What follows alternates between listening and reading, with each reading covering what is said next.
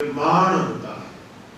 कभी कभी लगता है ना कि हमारे यहाँ कुछ नया तो कुछ हो ही नहीं रहा, हम तो कुछ ब्लॉक से हो गए, बस जो है वही है।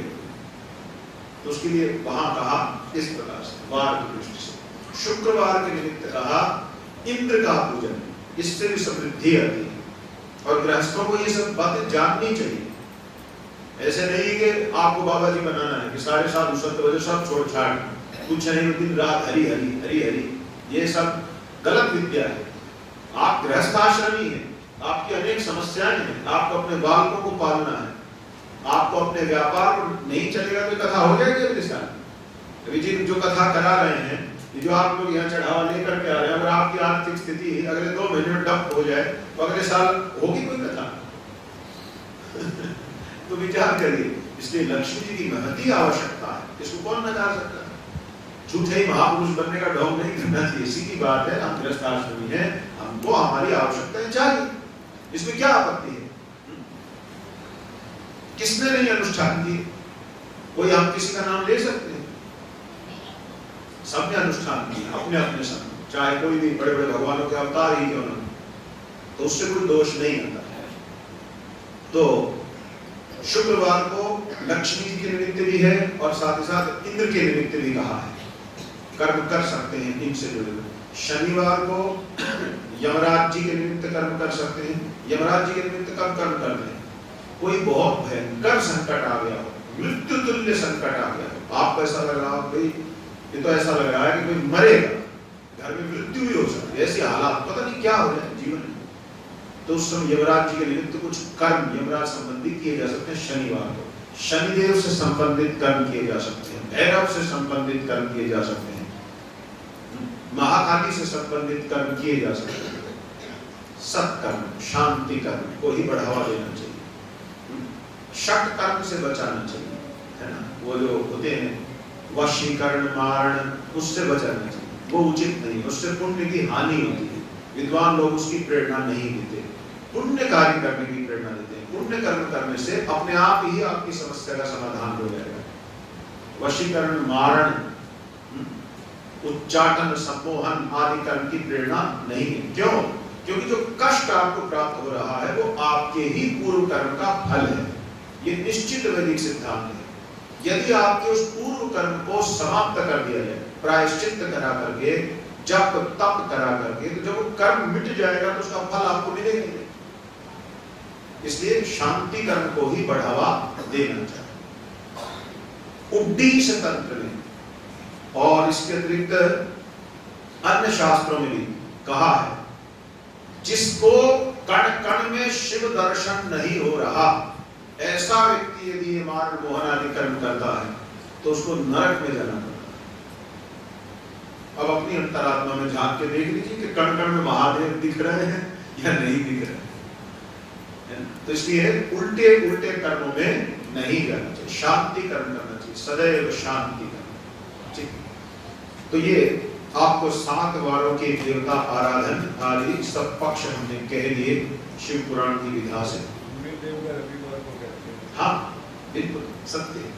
तो सूर्य देव भी रविवार में कहा ना, पुराणांतर से, शास्त्रांतर से और भी अनेक देवताओं का अर्चन होता है, लेकिन शिव पुराण में 7 वारों में जिस जिसका जो कहा वो मैंने आपको थोड़ा थोड़ा बता दिया। अब देश काल पात्र और दान आदि का विचार किया है। जब दान करें तो कहाँ करें? किसी पवित्र तीर्थ में, मंदिर में, क्षेत्र में। क्षेत्र किसको बोलते हैं? जहाँ शिवलिंग स्थापित हो, उसी स्थान की संज्ञा क्षेत्र बनती है, नहीं तो उसको क्षेत्र नहीं कह सकते। काल, उत्तम काल में ही दान आदि कर्म करने चाहिए, ये नहीं कि कभी हम दान करें। उत्तम काल से अभिप्राय है जैसे एकादशी, त्रयोदशी या शिवरात्रि, प्रदोष शिवरात्रि, इसी प्रकार से संक्रांति। संक्रांति क्या? सूर्यदेव 12 राशियों में भ्रमण करते हैं। जिस दिन वे एक राशि को छोड़कर दूसरी राशि में प्रविष्ट होते हैं, जिस दिन, उसी दिन का नाम पड़ जाता है संक्रांति। एक को तो आप सब जानते हैं, मकर संक्रांति। तो क्यों बोला मकर संक्रांति? मकर राशि में उस दिन सूर्य ने प्रवेश किया। सूर्य प्रत्येक राशि में 1 महीना ठहरते हैं, ठीक है। तो हर महीने संक्रांति आती है। यानी संक्रांति में आप दान आदि कर्म कर सकते हैं। विशुभ काल जिस दिन संभवतः 24 मार्च बनेगा, तो थोड़ा देख भी सकते हैं, नहीं 21 मार्च बनेगा विशुभ काल, फिक्स है 21 मार्च करना चाहिए, और 22 सितंबर संभवतः अंग्रेजी तिथि में। इसका क्या लक्षण, मतलब उसमें होता क्या है, बराबर हो जाती है दिन रात की मात्रा। विशुभ काल का है यानी 12 ही घंटे का दिन बन जाता है, इतनी रात बन जाती है। तो ये जो काल है ये दान के लिए उत्तम है। यदि आपके मन में कोई दान धर्म की भावना है तो यहां करिए, ये काल है। इसके अतिरिक्त जिस दिन आपका जन्मदिन है, आपका जन्मदिन अंग्रेजी कैलेंडर के हिसाब से नहीं, भारतीय पंचांग के अनुसार, तो जो जन्म नक्षत्र है उसमें दान किया जाए तो उस दान का अनंत गुना फल होता है। तो आप अपने बालकों के लिए अच्छा करना चाहते हैं तो ये करिए, अपने लिए भी। अपनी जन्म पत्रिका से आप जान सकते हैं आपका जन्म नक्षत्र कौन सा है। सबके आगे उसको गाते नहीं फिरते, अपने जन्म नक्षत्र को, जन्म राशि को सबको नहीं बताना चाहिए, विश्वास पात्रों के सामने ही कहना चाहिए, क्योंकि ये जो बुरे आचार वाले लोग हैं, यदि आपके नक्षत्र तिथि आदि का सटीक पता हो तो ये आपको हानि पहुंचा सकते हैं। इसलिए विश्वास पर कई लोग क्या होती ना, तो कोई थोड़ा लाल पीला माथा किए बैठा है, मेरे हाथ देखना, मेरी डेट ऑफ बर्थ जरा बताना। अरे भाई ऐसे नहीं करो, जहां आपको बहुत विश्वास हो, जहां कोई सज्जन हो, तभी ऐसी बातें पूछिए, अन्यथा आप अपना भेद दे रहे हैं किसी सामने वाले को, ये जानिए महत्वपूर्ण बात है। तो इस प्रकार से ये छोटी छोटी बातें हैं, लेकिन शिव पुराण बहुत कुछ सिखाता है, बड़े काम की बात है, जिससे हम लोग बड़े सुरक्षित हो सकते हैं, अपनी रक्षा कर सकते हैं। तो दान धर्म के लिए मैंने आपको कई दिन बताया, संक्रांति हो गई, एकादशी हो गई, विषुव काल हो गया, ठीक है, और त्रयोदशी हो गई, पूर्णमासी उत्तम दिन है, यहाँ पर आप दान धर्म कर सकते हैं। तो देश काल पात्र, दान किसे दे रहे हैं ये भी ध्यान देना होगा। दान का पात्र दो ही व्यक्ति को कहा है, अन्यों की सहायता की जा सकती है, एक तो गाय और दूसरे ब्राह्मण। तीसरे व्यक्ति को जो देते हैं वो उसकी सहायता है। ध्यान दें, दान शब्द का व्यवहार यही हो सकता है, गाय और ब्राह्मण के निमित्त जो किया जाता है। तो गाय को चारा दे सकते हैं, बीमार गायों के लिए इलाज करा सकते हैं, और इस कथा में खूब दिल खोल करके आप दान कर सकते हैं। ऐसा मत सोचिए कि मैं पोटली बांध के ले जाऊंगा। हमने नियम बना रखा है कि जो दान आता है किस प्रकार से, गाय के निमित्त दवाई, हाँ, मतलब किस तरह से दे रहे हैं बताइए लोग। दवाई और ये चारा नहीं, जैसे यहाँ ये जो दान, ये पूरा दान, हाँ, पूरा गौशाला, जो भी आप चढ़ा रहे हैं ये यहाँ सारे के सारे का।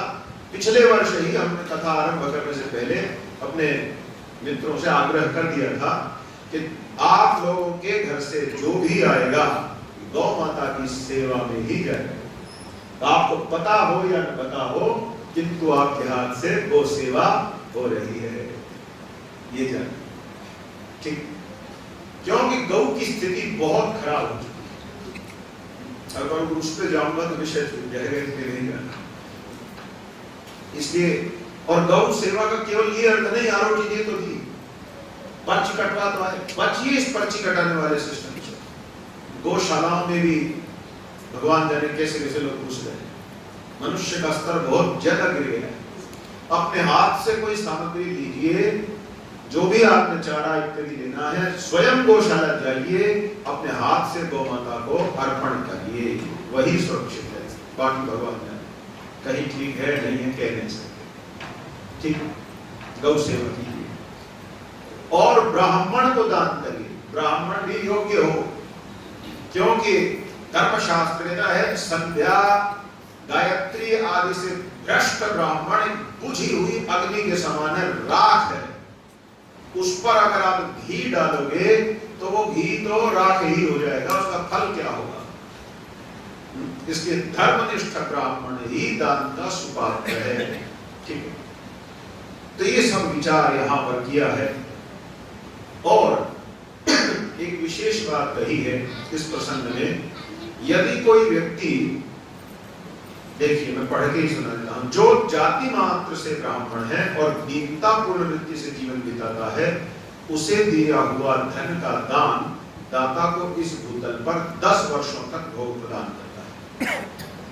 मतलब क्या? ब्राह्मण की भी महिमा है।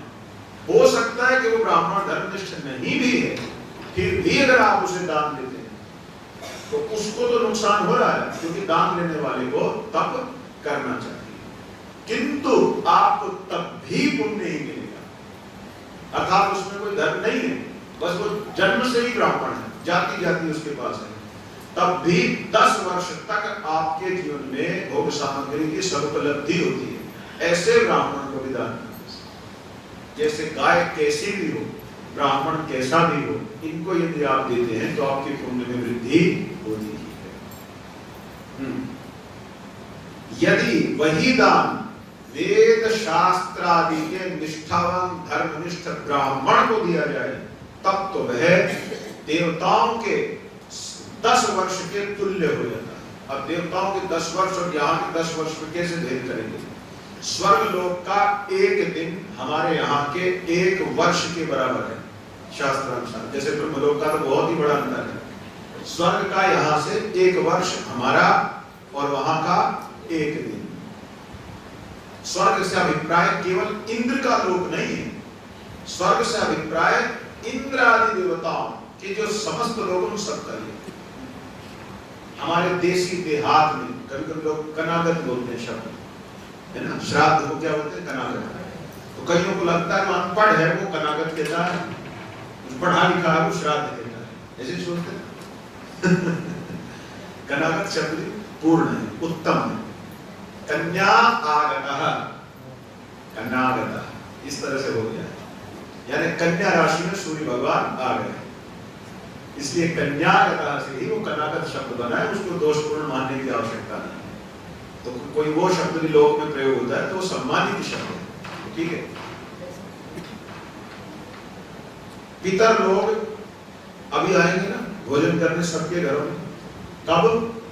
आश्विन मास आने वाला है, आश्विन मास के कृष्ण पक्ष में। तो कोई कह सकता है उनको साल देगी, भूख लगती है क्या? नहीं, वो प्रतिदिन आपके यहाँ भोजन करने आ रहे हैं, लेकिन यहाँ 1 साल बीत जाता है, उनके वहां 1 ही दिन बीतता है। वो तो अपने यहाँ से प्रतिदिन आपके यहाँ भोजन करने आ रहे हैं, किंतु आपके यहाँ कितना समय बीत गया? अभी मैंने कहा ना, स्वर्ग आदि लोकों में एक दिन हमारे यहाँ के 1 वर्ष के तुल्य हो जाता है। इसलिए वो साल में 1 बार नहीं, प्रतिदिन भोजन करने आते हैं। कई लोग कहते हैं ना, गया जी में पिंडदान करवा दी, रोटी पानी बंद। ये कोई बात है क्या?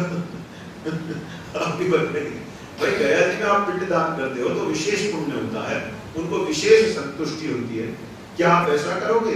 क्या जाकर अपने माता पिता को देखो जी आज आपके लिए 56 भोग बनवाए, माता बड़ी बात, बड़ी सेवा भावना।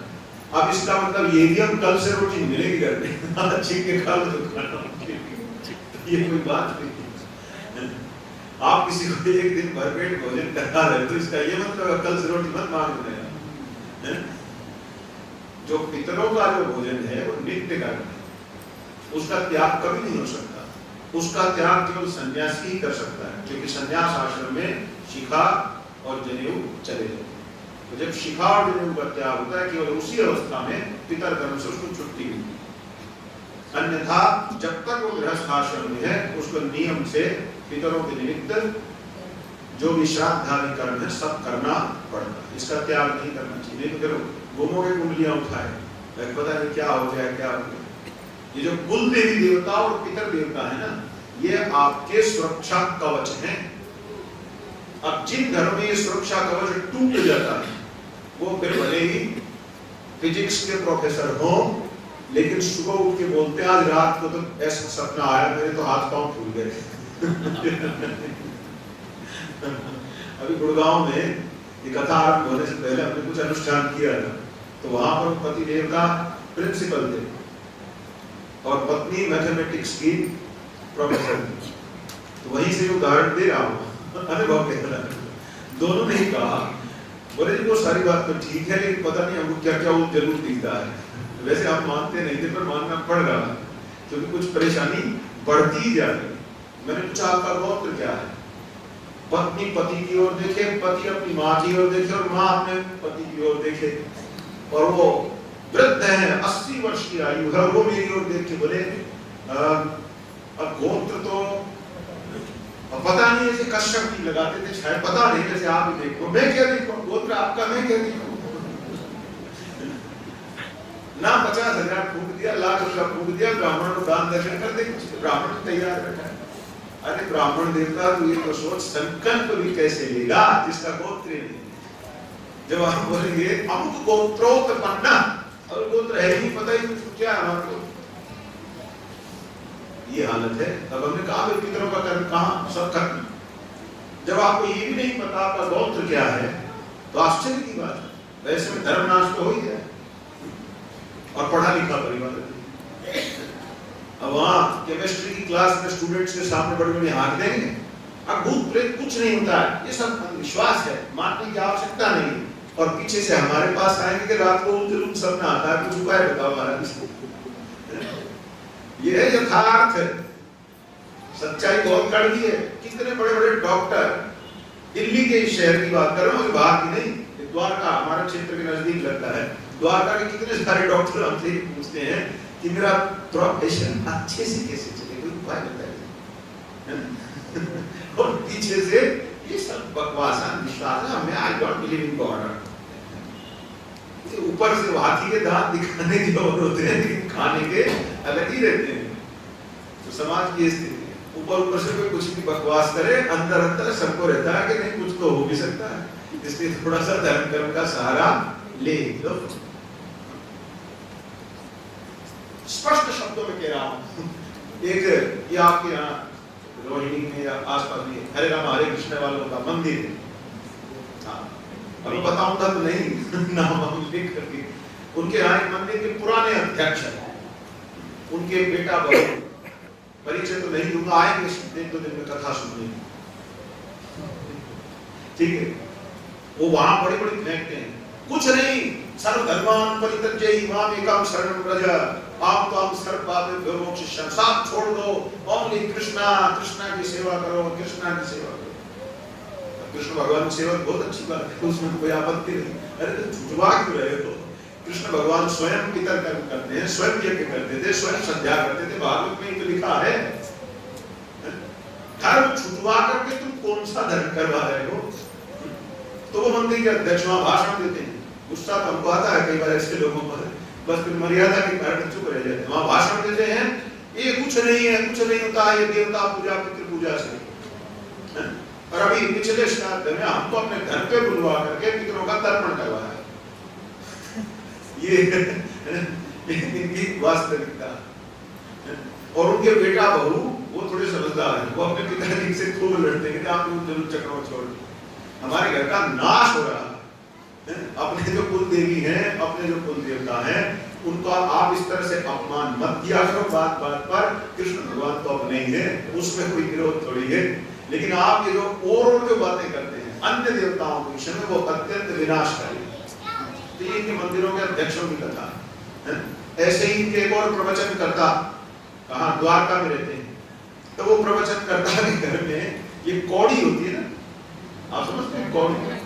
अच्छा समझते हैं, इसका मतलब पंडितों के पास खूब चक्कर काट करके परीक्षण हो गया, परीक्षा हो गई, ठीक है कोई बात नहीं। तो अब ये जो कौड़ी है लाल कपड़े में लिपटी हुई, इसको उनके प्रवचन करता है घर में कोई फेंक गया, अब किसी ने उनको हमारा पता नहीं दिया, उनकी हालत देख रहे हैं, वो काम रहे, तो बोले जी क्या है आप देखिए। मैंने कहा सर्वधर्मान् परित्यज्य, सब छोड़ तो दिया, आप क्यों डरते हो? बोले एक बार आप देखो, तो पीछे से कुछ और आगे से कुछ और, ऐसा व्यवहार मत करो, जो है सो रही। बहुत उदाहरण हमारे पास सब लोग आते हैं, कितनी राधा स्वामी और कितने सब संस्थान। अरे भाई ऊपर ऊपर से तुम बड़ी बड़ी बातें करते हो, लेकिन जब तुम स्वयं समस्या में आते हो तब तुमको कुंडली देखने वाला नहीं चाहिए, तब तुमको वही चाहिए। तो उसको स्वीकार करने में समाज के सामने दिक्कत क्या है? कहो ना कि मैं हिंदू ही हूं और सनातन धर्मी हूं और सनातन धर्म के सब पक्षों में मेरी आस्था है। हम लोग क्या श्रीमद् भागवत नहीं पढ़ते? अरे प्रतिदिन अपने घर में मैं लगभग 21 शालिग्राम शिलाओं का अर्चन करता हूं, तो क्या मैं श्री कृष्ण का भक्त नहीं हूं? ये तुलसी जी हमने यहाँ क्यों रख रखी अगर हम नारायण के भक्त नहीं तो? प्रतिदिन रुद्र का अभिषेक करते हैं रुद्राध्याय से, तो क्या आप शिव भक्त नहीं है? गणपति का नित्य प्रति षोडशोपचार करते हैं, नित्य प्रति, आज तक ऐसा नियोजन न किया होगा। नित्य भगवान सूर्य का आराधन करते हैं, नित्य भगवती पराम्बा की सेवा करते हैं, तो क्या हम लोग भगवान के भक्त नहीं? लेकिन ये तो नहीं कहते कि ये छोड़ दो वो छोड़ दो, नहीं, पूरे सनातन धर्म को स्वीकार करो। सारा ही सनातन धर्म स्वीकारणीय है, दिव्य है, उसके किसी पक्ष पर चोट मत कीजिए, अन्यथा चोट आपके इष्ट देव पर ही आप मार रहे हैं, भले अनजाने में अथवा जानबूझकर। तो ये सब सत्य है। तो दान धर्म के प्रकरणों में ये सब बातें कही। फिर मृत्तिका आदि से निर्मित देव प्रतिमाओं के पूजन की विधि नैवेद्य का विचार किया है और तिथि नक्षत्रों के संदर्भ में उनका महात्म्य भी कहा है। इसके बाद षड्लिंग स्वरूप प्रणव के महात्म्य की चर्चा है और पंचाक्षरी मंत्र की महिमा गाई गई है, वो पीछे भी हम चर्चा कराए आपके साथ। इसके पश्चात आगे शिव महापुराण में शिव पूजन पर पुनः जोर दिया गया, क्योंकि विद्येश्वर संहिता ज्ञान की संहिता है।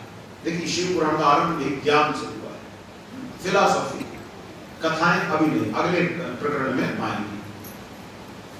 तो ये सब मैंने आपको पहले ही कह दिया है। 19वें अध्याय में पार्थिव शिवलिंग के पूजन की महिमा है, इसको मैं थोड़ा पढ़ूंगा, आप लोगों को आनंद आएगा। कहते हैं जो पार्थिव लिंग का निर्माण करके, आपको सिखा देंगे कल या परसों, जो पार्थिव शिवलिंग का निर्माण करने के बाद यह सोचता है कि मैं अभी भी धर्म में कुछ कमी तो नहीं रख रहा हूं, वह विश्व में सबसे बड़ा मूर्ख है। अरे जब पार्थिव शिवलिंग का तो पुजारी बन गया, अब क्यों चिंता करता? तो भगवान तेरे साथ होगी। पार्थिव पूजन सर्वाधिक पुण्य देने वाला है तथा सब प्रकार से धन्य करने वाला है। पार्थिव पूजन करने वाले की आयु दीर्घ हो जाती है, उसे तुष्टि पुष्टि लक्ष्मी प्राप्त होती है। श्रेष्ठ साधकों को अपने जीवन में पार्थिव पूजन अवश्य करना चाहिए। आगे कहते हैं जो पार्थिव लिंग का निर्माण करके बिल्व पत्रों से 11 वर्ष तक नियम पूर्वक पार्थिव पूजन करता है, वह अपने इसी देह के पतित होते ही, यानी शरीर नष्ट होते ही सीधे शिव धाम जाता है, शिव की प्राप्ति होती है। और उसके दर्शन से, जो नियम से पार्थिव पूजन करता है, उसकी महिमा जानना।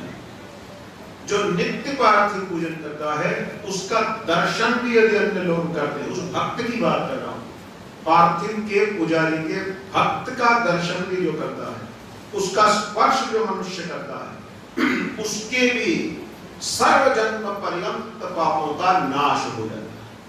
पार्थिव शिवलिंग के पुजारी के दर्शन अथवा चरण स्पर्श आदि से ही सब पाप नष्ट होते हैं। कितना वो पुण्यात्मा हो गया आप अनुमान करें। उसके दर्शन मात्र से जीवन में भोग और मोक्ष की प्राप्ति होती है। जो पार्थिव शिवलिंग का निर्माण करके जीवन पर्यंत पूजन करता है, उसे शिवधाम सदा के लिए प्राप्त है, ये तय है। आगे बहुत महत्वपूर्ण वचन है। मान लीजिए आप शिवलिंग का नित्य पूजन करते हैं, अभी आपने शिव पुराण से भी सुन लिया, देख भी लेंगे, आपकी रुचि होगी, भैया तो मैं भी करूँ, ये तो बात मुझको समझ में आ गई, बहुत अच्छा लगा, और छोटा सा काम है, मैं निभा भी सकता हूँ, इसको तो मैं जीवन भर चल सकता हूँ। फिर भी, और आप शास्त्र भी श्रवण करते हैं, आपके अंदर कोई इच्छा नहीं, तब तो सीधा शिवत्व की प्राप्ति। किंतु कोई प्रारब्ध भाव से, प्रारब्ध के विशेष कारण से कोई इच्छा हृदय के किसी कोने में रह गई, आप पार्थिव पूजन कर रहे हैं, फिर भी हृदय में कोई एक इच्छा ऐसी रह गई, ये तो होना चाहिए, नहीं है तो आप शिव में गए, फिर तो मोक्ष हो गया, काम खत्म आपका। अगर कोई इच्छा शेष है तो क्या होता है, सुनिए। जो पार्थिव शिवलिंग का पूजन नित्य करता है, किंतु हृदय में कोई कैसी भी, हमें नहीं पता किसकी क्या इच्छा शेष है, यदि कोई इच्छा शेष रह गई तो भगवान शिव फिर भी उसको अपने धाम में लेते हैं, असंख्य वर्षों तक उसको सर्व प्रकार का सुख भोग सुलभ कराते हैं। एक बात। दूसरा, इसके बाद शिवलोक के सब सुख भोग लिए असंख्य वर्षों तक, फिर उसे नारायण धाम, ब्रह्मा जी के धाम आदि आदि समस्त लोकों में जितने प्रकार का सुख प्राप्त हो सकता है सब प्राप्त करें, और अंत में भारतवर्ष के सम्राट के रूप में उसका जन्म होता है। अब आप बोलिए इस हजारों भक्त होंगे तो कितने एक सम्राट बनेंगे, ये भी आत्मज्ञान के कारण विचार। प्रत्येक ब्रह्मांड में एक भारतवर्ष है, क्योंकि एक पृथ्वी है, और ब्रह्मांडों की संख्या कितनी है, अनंत है। इसको तो आधुनिक विज्ञान में मानता है 10 to power 29, वो ऐसे गणना करके देता है कि लगभग इतना होना चाहिए, यानी 10 के आगे 29 जीरो लगा देंगे, इतनी संख्या। ये कहने का क्या मतलब, सीधे बोलते भाई अनगिनत है, असंख्य ब्रह्मांड है, तो असंख्य ब्रह्मांडों की स्थिति है, और इन असंख्य ब्रह्मांडों में असंख्य पृथ्वी हो गई, और असंख्य पृथ्वियों में असंख्य भारतवर्ष हो गए कि नहीं हो गए। अब असंख्य सम्राटों की आवश्यकता पड़ेगी कि नहीं पड़ेगी, तो इसमें कोई अभाव नहीं। चिंता मत कीजिए कि कहीं लिस्ट में नंबर ना आए, भाई दुनिया भर के हैं, पता नहीं मेरा सम्राट करने का नंबर कब आएगा, फट से आएगा। और कम पढ़ भी रहे तो भगवान के लिए समस्या नहीं, और 1 करोड़ ब्रह्मांड तैयार कर देते। वहां ये नहीं कि नई सीटें बढ़ाने में जोर पड़ता है, कई जगह परमिशन नहीं लेनी पड़ती। तो यदि कोई इच्छा शेष रह गई तो भी समस्त सुख भोग कर भारतवर्ष के सम्राट के रूप में उसका जन्म होता है। फिर जो निष्काम भाव से नित्य ही उत्तम पार्थिव शिवलिंग का पूजन करता है, वह तो सदा के लिए शिव ही हो गया, इसमें क्या आश्चर्य। जब सकाम भाव वाले को इतना फल होता है तो निष्काम वाले के लिए तो बोलने की आवश्यकता ही नहीं। अब ब्राह्मण सावधान, शिव पुराण देता है, यदि कोई ब्राह्मण के रूप में जन्म लेकर के ही शिवलिंग का पूजन नहीं करता तो उसे दारुण शूलप्रोक्त नाम के नरक की प्राप्ति होती है। इसलिए ब्राह्मण के लिए कंपल्सरी उसको पार्थिव शिवलिंग का पूजन करना पड़ेगा, वो नहीं बच के भाग सकता। उसे अखंड अवागे विधान, तो ये सब पार्थिव पूजन की महात्मा ने कहा। पार्थिव शिवलिंग के निर्माण की रीति बताई गई है, किस प्रकार से, तो हम आपको दिखाएंगे तभी ज्यादा अच्छा रहेगा। फिर उसका वैदिक पूजन दिया है, वैदिक पूजन तो वही करेंगे जिनका वेद में अधिकार है, और संक्षिप्त विधि जिससे हम आपको सिखाएंगे।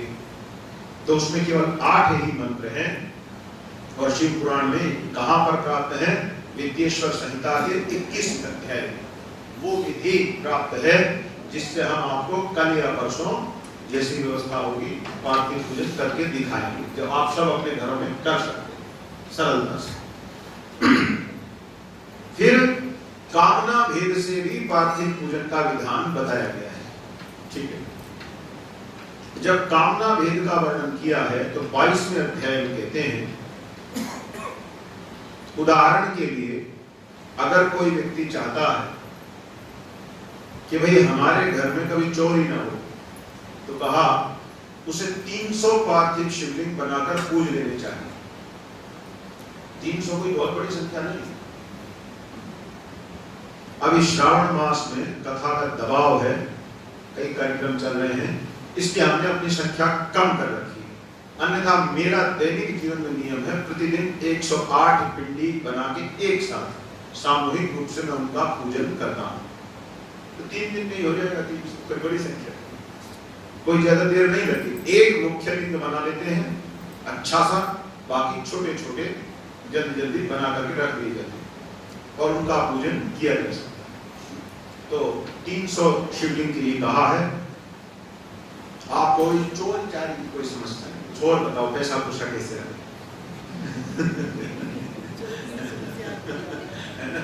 नहीं, लोग बोला तो फिर ये कोई ज्यादा जरूरी समस्या नहीं, छोटी सी बात है। अरे बहुत बड़ी बात है और सबसे बड़ी समस्या यही है, ये चोरी की है। आप लोग कैसे भगवत गीता गायक भगवान श्री कृष्णचंद्र के लिए इस हृदय में 2 चोर बैठे हैं, शोक और मोह, जो मनुष्य के हृदय में भजन रूपी धन को दिन रात चुरा चुरा करके ले गए। भगवान ने 2 प्रकार से कहा, कहीं शोक मोह शब्द का प्रयोग किया तो कहीं पर राग द्वेष का प्रयोग किया। राग के कारण भी भजन निकल जाता है, नष्ट हो जाता है। कहीं पर बहुत राग हो गया, हमारा बहुत प्रिय हो गया कोई जन, उसके चक्कर में भजन नाश हो जाता है। तो कभी कभी द्वेष के कारण भी अपने भजन का नाश कर, परिपंथी न, भगवान ने गीता में शब्द प्रयोग किया, ये परिपंथी, ये 2 चोर हृदय में बैठे हैं। तो आपको नहीं लगता कि 300 शिवलिंग इनके बाटे के पहले बना दे किनके कि हे प्रभु, इस राग द्वेष नाम के चोरों से हमारा भजन रूपी धन न चुराया जावे, इसलिए मैं संकल्प पूर्वक 300 पार्थिव पूजन करूंगा। ये तो आपके अधिकार की बात है ना कि आपकी कामना किस प्रकार की है, बाहर लोक में है या अंदर से जुड़ी हुई समस्याओं से है। चोर बाहर भी है, अंदर भी है, तो आपको देखना आप किस चोर को भगाने में ज्यादा विश्वास रखते हैं। तो इस प्रकार से फिर कहा भय से मुक्ति हेतु, कोई व्यक्ति आपको डरा रहा है, होता है ना जीवन में, कभी कभी कोई ऐसा आदमी पीछे पड़ गया कि आपकी समझ में ही नहीं आता, बाप को समझ नहीं आ रहा, भाई हम तो सामान्य से व्यक्ति हैं और ये हमको बहुत भयभीत कर रहे हैं। अगर आपका भय नहीं मिट रहा तो शिव पुराण कहता है 500 शिवलिंग संकल्प लेकर के बना दीजिए। इसमें सारा परिवार भी एक साथ बैठ सकता है। हमारे क्षेत्र में गरीब लोग सामान्यतः ये सब प्रयोग रोज होते रहते हैं, जो हमारे संपर्क के लोग। 500 पिंडी बना करके पुजवा दीजिए। कोई भी भय है फिर वो त्रिशूलधारी अपने आप देखेंगे, उसके भय का इंतजाम करेंगे, उसकी रक्षा हो जाएगी। आगे दरिद्रता, आपको लगता है भाई हमारी गरीबी तो किसी भी तरह नहीं जा रही है, धन आ ही नहीं रहा है,